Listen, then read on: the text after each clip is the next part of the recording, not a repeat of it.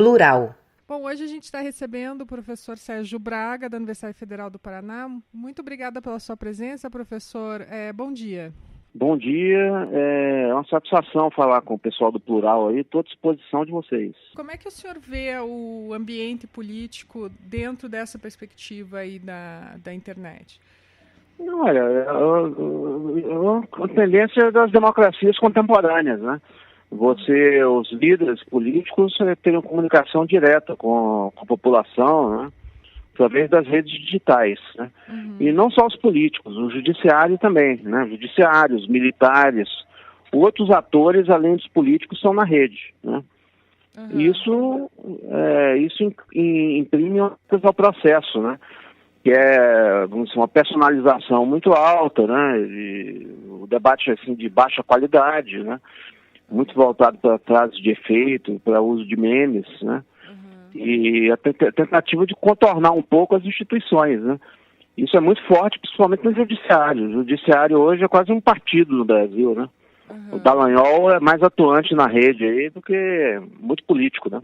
Essa personalização não enfraquece as instituições? Não enfraquece, mas é uma característica, né, da política. Isso. Então é isso, a rede digital ela quebra, né, essas instituições intermediárias entre o público e as lideranças políticas, né? E até os militares, judiciários, né? Qualquer um pode postar, qualquer um pode produzir seus discursos, né? Isso enfraquece o jornalismo impresso, né? Enfraquece o jornalismo tradicional, né? Isso é um fenômeno que está acontecendo em todo lugar do mundo, né? As pessoas estão se adaptando à internet, é mudança, está havendo uma mudança, né? E ninguém sabe ao certo para onde vai. E isso enfraquece também essas instituições de intermediação, né? Como partidos tradicionais, os partidos tradicionais, né? O parlamento tradicional. Então as instituições vão se adaptando. Assim como a mídia se adaptou às redes digitais, à internet, né? A linguagem da mídia, a linguagem da televisão, os parlamentos, os partidos também estão se adaptando a isso. E as lideranças políticas, né? Isso é o primeiro ponto. O segundo ponto é que você tem certas características de discursos, né? Que circulam por essa rede, né? Então, no computador, ninguém fica lendo um texto muito longo, por exemplo, no Facebook, no Twitter, né? O Twitter tem um limite de caracteres. Então, isso favorece frases assim, muito assertivas, né? A linguagem aí da lacração, né? Que são aforismos muito afirmativos perante a realidade, geralmente com humor e tudo mais, né? Então o sujeito fala terra é plana, né? E põe uma foto lá, tem muita gente que acredita, né? Por isso que esse pessoal aí está vinculado geralmente a essas seitas religiosas, né? Como o Dallagnol, por exemplo, né? O Dallagnol ele prega, né? Aí nas TVs aí do domingo, né? E depois vai twittar sobre o processo político, criticar os políticos, né? Provavelmente ele acredita na Terra plana também, no criacionismo, né? Ninguém sabe, né? Então mas isso daí é uma simplificação, quer dizer, uma necessidade, o meio força uma simplificação de discursos que são complexos, né? Exatamente isso. E você não tem diálogo, né? Você simplesmente é um discurso declaratório, né? Você pega, por exemplo, o Bolsonaro, ele não debate, não tem deliberação nenhuma com ninguém nas redes digitais, né? Ele não discute as ideias dele, né? Ele fala lá, coloca lá uma afirmação qualquer, né? E você já encontra seguidores, né? Por isso que tem essas figuras aí que são famosas nas redes, como Olavo de Carvalho, né? Esse pessoal que tem um pensamento mais superficial, vamos dizer assim, né? Angaria seguidores rapidamente, né? E essas figuras lacram aí nas redes sociais porque elas são monólogos, elas não discutem, não debatem, né? Com gente de ponto de vista divergente, entendeu? Então isso termina criando uma bolha, né? O ideal, nos países assim mais avançados, né? Eles estão criando como solução a isso debater pessoas com perspectivas divergentes, né? Então, por exemplo, nesse projeto do Moro aí, né? Você coloca o Moro para debater com o Marcelo Freixo, né? Você tem, por exemplo, o Deltan Dallagnol, aí, que fica nas redes digitais criticando a classe política, né? Coloca o Deltan para debater com o Aragão, né, sobre a condução da Lava Jato, e assim sucessivamente. Você tem debate público entre pessoas, né, razoavelmente civilizadas, né, que respeitam os pontos de vista alheios, né, e não fica naquele monólogo declaratório, entendeu? Então, sem contestação. A dificuldade que a gente tem observado, professor, é que justamente essas figuras públicas, elas se protegem dentro da rede, né? O próprio Bolsonaro, por exemplo, ele não dá entrevista, ele conversa só com as pessoas do grupo dele, né? Então você de repente a rede se serve, quer dizer, ele é visto como alguém transparente porque ele conversa com as pessoas na rede social, mas ao mesmo tempo ele não conversa com aquelas pessoas que de repente poderiam de fato fazê-lo debater, né? Exatamente, é justamente isso que eu estou falando. As redes sociais, ela não é só uma forma, vamos dizer assim, né, que favorece aí esses discursos declaratórios, assim, né, mais personalizados, que contornam as instituições tradicionais, né? Ela tem um conteúdo também que é mais propício a isso, né? Principalmente o Twitter e tudo mais, que é justamente quase a fuga desse debate. E não só o Bolsonaro, né? Mas também outros aí, apoiadores do Bolsonaro, como o Dallagnol, né? O pessoal da Lava Jato, alguns militares que estão muito na internet, né? O próprio Moro, né, que se recusa muitas vezes ao debate, né? Então isso favorece esse tipo, isso vamos dizer assim, os conservadores e a esquerda também, né? Você tem, por exemplo, o lulismo aí, né? Esse culto quase racional ao Lula, né? Você critica o Lula e né, é quase uma heresia, né? Ao pensamento aí da esquerda e tudo mais. Isso é uma espécie assim de um personalismo declaratório, né? Alguns analistas falam até na emergência da hiperliderança política, né? Você vai ter esvaziamento desses espaços de confronto de perspectivas divergentes, de debates, né? Isso muda até a característica de órgãos de imprensa, né? Que se convertem quase aí, tem muitos órgãos de imprensa aí, né? Que estão se convertendo quase em panfletos alugados, né? Para determinadas forças políticas, né? Você não tem pluralismo, né? Isso a esquerda e a direita, não é só os conservadores, não. Os conservadores estão se beneficiando momentaneamente disso, mas às vezes na esquerda também você tem esse esvaziamento do pluralismo, né? Então o grande desafio é justamente manter o pluralismo, né, de perspectivas diferentes, aí, um debate, vamos dizer assim, razoável, né, nas redes digitais, né? Assim, isso é um processo longo de esclarecimento e educação política do público. Não vai mudar da noite para o dia, né? Você vê uma pessoa, por exemplo, como essa ministra Damares aí, né? Completamente sem noção. Ela vive na Idade Média, numa bolha da Idade Média ali, né? Sim, mas agora transmitida pela tecnologia de ponta, né? Exatamente. E você tem, assim, por exemplo, aqui no Brasil, que é um país muito atrasado, assim, né, do ponto de vista da comunicação política, da educação, né, um dos países mais atrasados do mundo. Você tem as televisões evangélicas, né, praticamente monopolizam a TV aberta hoje, né? E pedem dinheiro na TV aberta. Isso foi proibido agora em Angola, quer dizer, até a África, né, está proibindo esse tipo de coisa. E no Brasil isso acontece abertamente, ninguém diz nada, né? Todo mundo naturaliza, né? Então você não tem perspectiva, você não tem ninguém na televisão defendendo o ateísmo, defendendo a teoria o darwinismo, né? Como você tem, por exemplo, nas TVs europeias, né? Onde você tem propaganda aberta do ateísmo, né? E você tem pessoas que combatem o criacionismo, né? O ensino religioso nas escolas, né? E aqui você não tem essa perspectiva essa diferença de perspectivas, entendeu? Agora está começando um pouco aí a ter isso, mas isso favorece a emergência dessas figuras como a Damares, né? E então isso, vamos dizer assim, causa no primeiro momento um impacto muito negativo no debate político, né? possibilidade de todo mundo falar, né? Agora, eu não sou daqueles que eu sou, assim, que eu acho que isso está corroendo a democracia, nem nada disso, não. Eu acho que faz parte do processo de aprendizado, né? Do cidadão de agir no espaço público.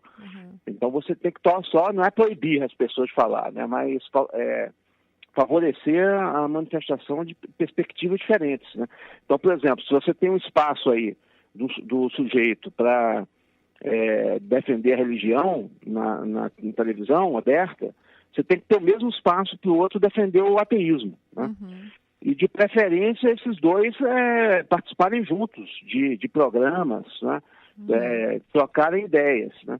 Você pode ter, por exemplo, você tem um pastor falando, mas você devia ter um psicólogo laico também, né? Não religioso, e assim sucessivamente. Isso não só a esquerda, né? Por exemplo, você tem um setor da esquerda aí que defende Cuba, né? Defende a Venezuela, mas tem outro setor que não defende o regime vigente nesses países, né? Então, devia haver instâncias, né, de debate entre essas correntes. Isso se perdeu muito com essas chamadas bolhas na internet, né? Isso aí vai ter que haver um longo processo aí de aprendizado e de educação política, né, para começar a melhorar isso aí, né? Isso não quer dizer que a democracia esteja em perigo, a meu ver não está, né? Talvez haja até um excesso de democracia, né? Tem que só organizar melhor a democracia, como acontece em muitos países onde a democracia é mais avançada, né? Mas você tem uma supressão de algumas falas, né? O senhor estava falando, por exemplo, de ter as pessoas que não têm ligação religiosa, né? Fazer um contraponto à questão religiosa, mas hoje você tem um silenciamento dessas pessoas porque elas, justamente, a gente tem grandes canais de TV que estão na mão de igrejas, né? E principalmente você tem a forma como as redes sociais funcionam e que silenciam determinados discursos que não encontram reverberação, né? É diferente, por exemplo, da época que a gente tinha uma mídia única em que se eu passasse um filme, né, do Akira Kurosawa, todo mundo ia ver o filme do Akira Kurosawa porque era a opção que tinha, né? Hoje a gente não tem essa opção, né? Se o Akira Kurosawa não me conquistar em 12 segundos, ele deixa de existir, né? Exato. Você tem uma superficialização, né, do debate. Isso aí é verdade. Agora, você tem que ir assim, isso aí eu acho que não é inevitável, não é uma questão da tecnologia, né? Isso ocorre assim, muito em sociedades, né, onde você tem um sistema de mídia aí que ainda não está muito diversificado, vamos dizer assim, né? Você vê, algumas outras sociedades, acho que está havendo algumas tentativas de se contrapor isso, né? Não é inevitável. Acho que você tem condições de lutar contra isso. Só que aqui no Brasil você tem, assim, vamos dizer assim, aqui o fenômeno talvez seja mais grave, né? Porque você tem características. O nível da educação pública aqui no Brasil, né, é muito incipiente ainda, né? Você não tem um sistema público universal, a religiosidade muito grande da população, né? E falta de informação, acesso à educação laica, né? E você tem uma esquerda muito fraca, muito despolitizada, né? Muito voltada para o culto à personalidade de determinados líderes, né? Como Lula, Ciro Gomes, não sei o quê, né? E você não tem uma organização partidária forte, né? Sindicatos que são muito dependentes do Estado, né? As pessoas não se mobilizam autonomamente. Então, no Brasil, você tem um ecossistema aí que favorece isso aí, né? Esse impacto negativo das mídias digitais, né? Então, é mais ou menos o que a gente está testemunhando, né? Você tem aí, as pessoas vão ter que aprender, né, a conviver com isso aí, né, com o tempo. A outra questão que a gente acha interessante discutir aqui é a questão de a pouca transparência no patrocínio a conteúdos na internet, né? Explico. Será que a gente não tem forças, né, pelo menos lá na campanha presidencial, a gente teve alguns indícios disso, de que você tem dinheiro atuando para artificialmente criar a visibilidade de determinados discursos e isso desequilibrar? Assim, quer dizer, a reação não é totalmente orgânica, ela é promovida em relação a determinados temas. Qual que é o efeito disso, né? Exatamente. Eu acho que é porque isso aí tem né, é um dos pontos mais graves. Quem financia isso tudo, né? Esses produtores de conteúdo. Porque eu acho que o ponto-chave aí da internet, né, é quem produz o conteúdo na internet. Esses portais, né? Muitos órgãos de imprensa hoje se transformaram em portais, né, de internet para viralizar conteúdo, né?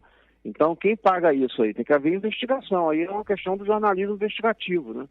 De ir atrás do dinheiro. A gente vê, principalmente no Brasil, onde país onde o caixa 2 é forte, né? Uhum. Então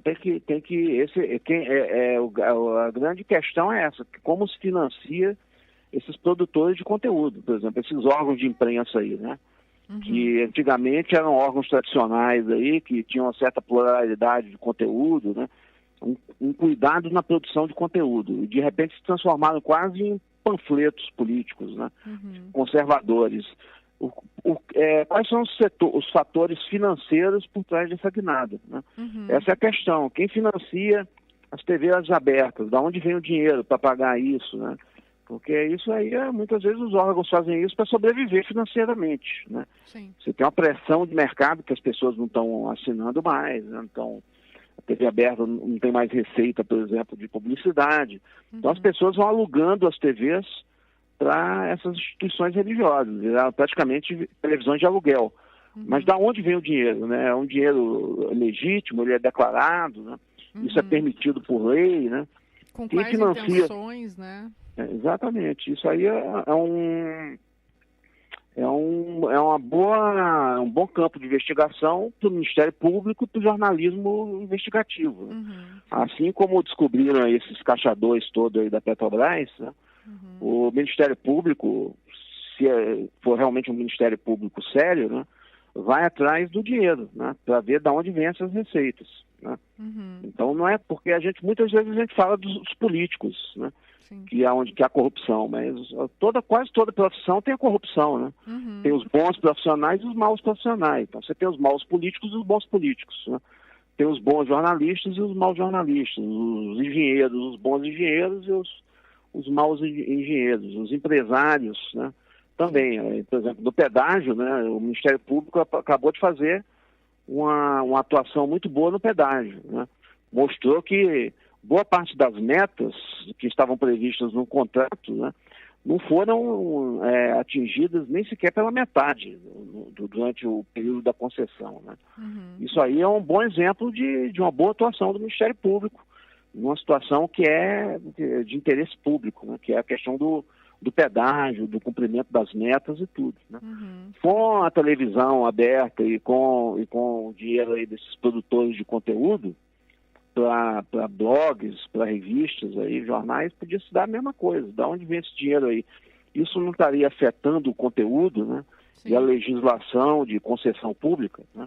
Tem que se investigar, né? Sim. Então, para não... O problema não é acabar, proibir os conteúdos, mas é fazer com que hajam vários conteúdos, né? Disputando a consciência do eleitor, né? Porque aí é que justamente está a diferença entre uma manipulação, né, ideológica e a existência de um espaço público, né? Então, a manipulação acontece quando não há essa transparência, né, no processo de produção, né, do conteúdo, né, a transparência no processo decisório exatamente. né? Transparência e não se admite a contestação, né? Sim. Por isso que todo ditador, a primeira coisa que o ditador faz é proibir a liberdade de imprensa, né? Porque ele não quer contestação às suas decisões, né? Agora, é uma contestação civilizada, você tem regras também, né? Não pode acusar o sujeito de fazer acusações de baixo nível, tudo, né? Sem dar evidências, né? Agora, você tem que ter um discurso onde haja um contraponto, né, a isso, com a mesma visibilidade daquilo que foi emitido inicialmente, né? Isso é difícil de fazer isso, mas é a forma que as sociedades assim mais democráticas, né, fazem isso, né? Então, por exemplo, você tem uma grande diferença, né, entre o Trump e o Bolsonaro, por exemplo, né? O Bolsonaro não foi a nenhum debate de televisão, não dá entrevista coletiva, né? E o Trump não. O Trump, ele bateu 9 candidatos dentro do Partido Republicano, né? Só vive dando entrevista aí, vai para os jornais, né? Então o Trump, ele é um líder que realmente a legitimidade dele, né, não está em contestação, vamos dizer assim, enquanto líder, né? Porque ele está sempre debatendo, fazendo um debate ideológico de alto nível, né, vamos dizer assim, contra pessoas ou de melhor nível, né, vamos dizer assim, contra correntes adversárias. Então ele representa uma corrente profunda na sociedade americana, né, que é vamos dizer, o medo da perda de potência econômica da sociedade americana. É um líder conservador emergindo na sociedade democrática. Já o Bolsonaro é diferente, né? Eu acho que ele tem características diferentes, né? Tem aquela auréola de mito, etc. e tal, e provoca no eleitorado, né, uma adesão quase incondicional em torno de valores que ele diz professar, né? E ele não vai a debate, né? Não debate ideias publicamente, né? O próprio Moro agora, né, foi no parlamento e foi blindado para se discutir as suas ideias. Ele né? não chegou a conversar com o Freixo, né? O Freixo tentou argumentar algumas coisas com ele, acabou não conseguindo dialogar, né? Exatamente. Então, ele não sabe contra-argumentar muito bem, né, às vezes. Né? Agora, isso é perigoso. Isso pode ser perigoso para a democracia se continuar assim, se transformar na regra, né? Sim. Mas a gente está a gente ainda eu não vejo ainda, né? Não é irreversível ainda. É um risco, assim, a democracia, etc e tal, né? Eu acho que o que está vendo no Brasil é realmente a emergência de um conservadorismo muito fraco, muito forte, né? Por causa da fraqueza mesmo da esquerda aqui, né? Sim. Que é muito fraca, né? É muito despolitizada, vamos dizer assim, né? Então, basicamente, o desgaste do centro, principalmente do PSDB e tal. Então, emergiu o Bolsonaro, né? Que, mais ou menos, aí ele foi o representante desse antipetismo que existia em setores importantes da sociedade brasileira, né? Mas, assim, eu acho que não há um risco, assim, de um autoritarismo aqui ainda, né? Mas a liderança do Bolsonaro tem características bastante diversas da do Trump, por exemplo, né? Que está sempre se expondo, sempre debatendo ideias, né? O Bolsonaro, ninguém sabe direito o que ele pensa, né? Ele faz frases lacradoras no Twitter, né? Ele não vai para um debate público defender suas ideias, etc. Né? Sim.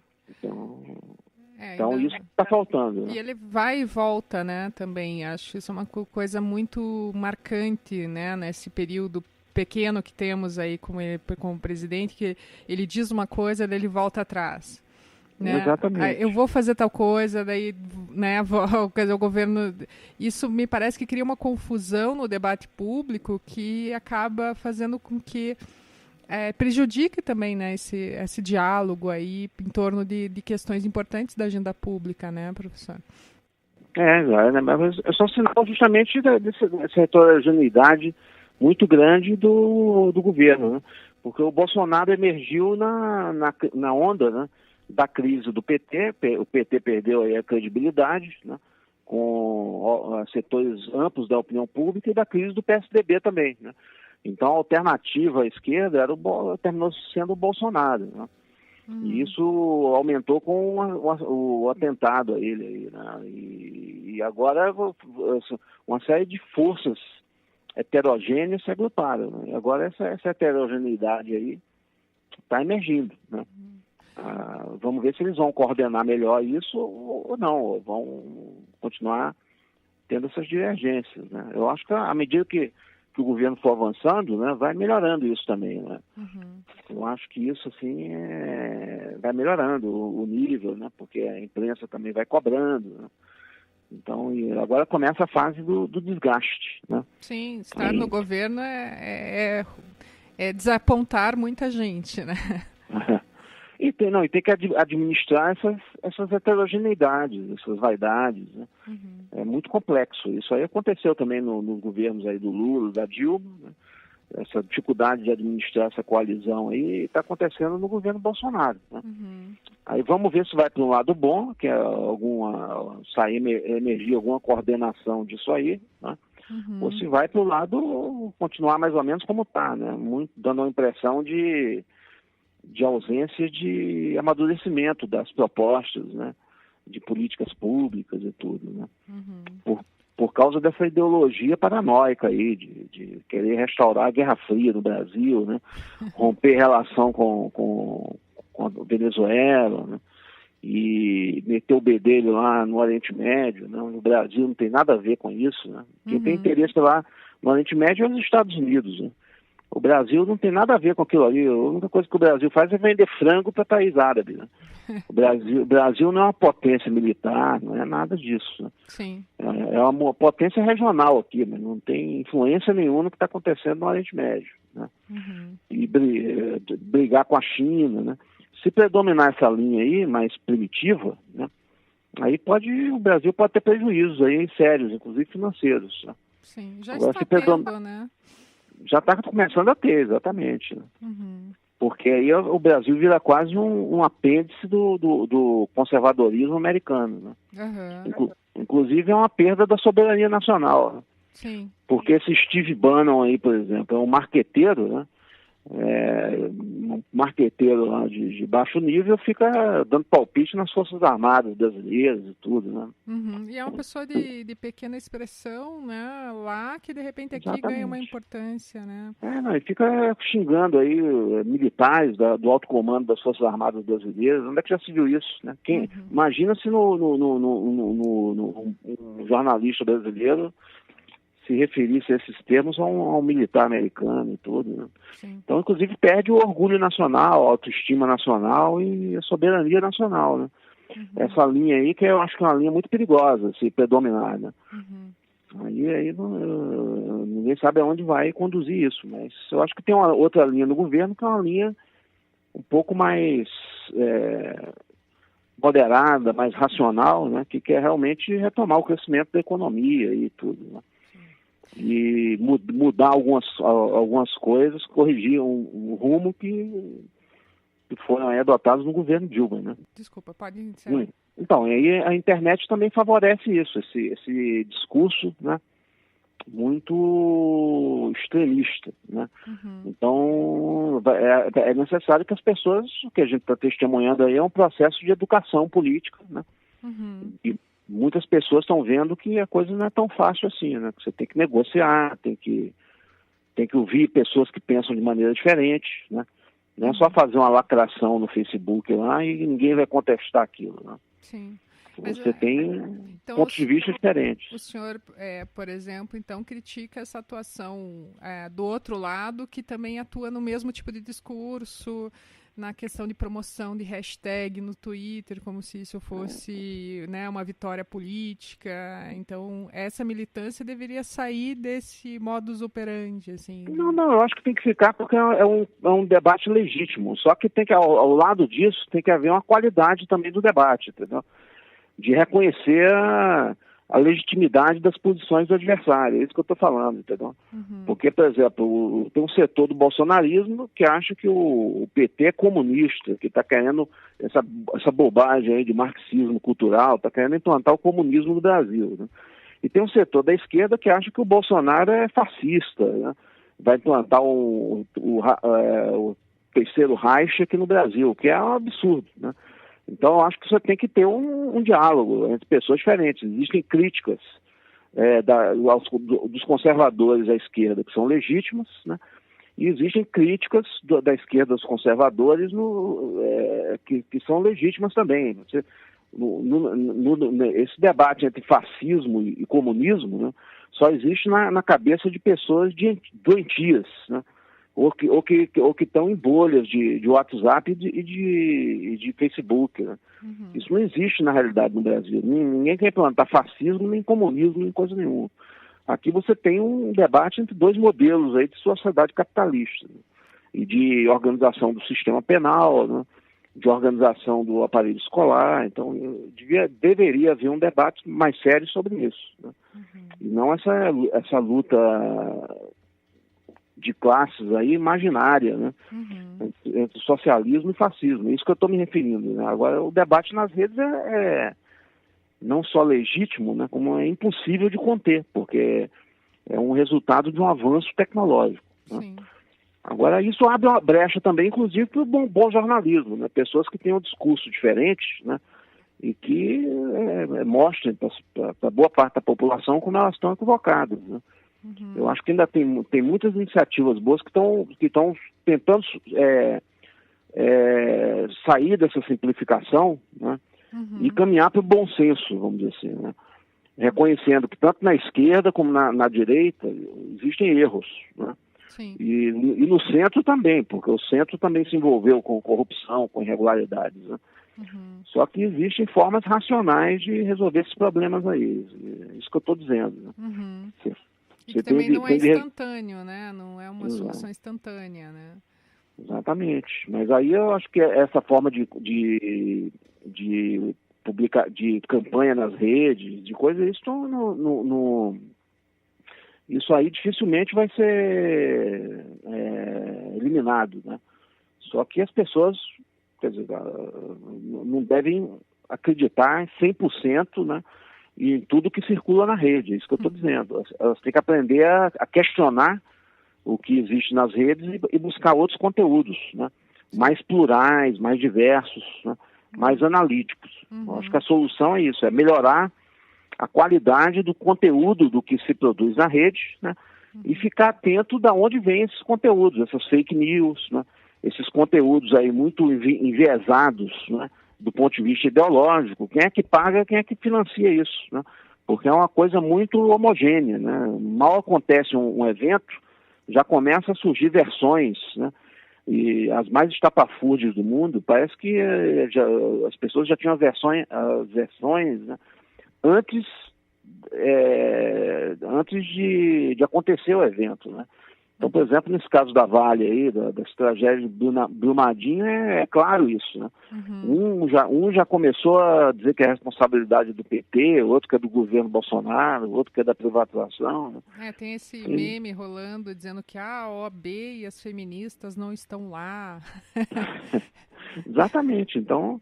Você pega o discurso e encaixa em todas as situações. Assim. As pessoas vão ter que ir aos poucos se conscientizando de que esses discursos muito lacradores, né, muito simplistas, eles não levam a nada. Quer dizer, não vai resolver os problemas das pessoas que foram atingidas por isso, entendeu? Sim, pelo acidente. Num país de 200 milhões de pessoas, não existe uma resposta fácil para nada, né? Não, a resposta é melhorar a qualidade do debate público e fortalecer essas instituições aí de mediação do debate, né? Professora, eu acho que é isso. Eu agradeço muito o senhor ter conversado com a gente aqui no Plural e fico à disposição para o senhor vir conversar com a gente mais vezes aí durante esse ano. Tá certo, eu estou à disposição também. Bom, muito obrigada, professora. Tchau, obrigado. Plural.